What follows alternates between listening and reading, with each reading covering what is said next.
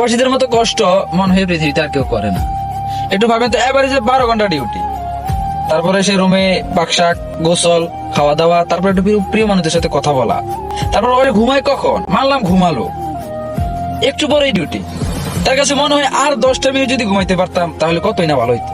এটা এভারেজ প্রত্যেকটা প্রবাসী এই জিনিসটা ফিল করে।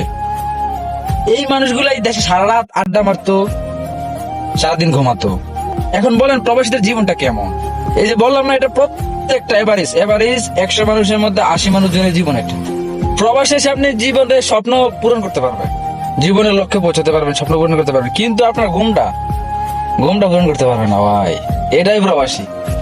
সব কিছু পাবেন আপনি এখানে, কিন্তু ঘুমটা পাবেন না, ঘুমটা পূরণ করতে পারবেন না।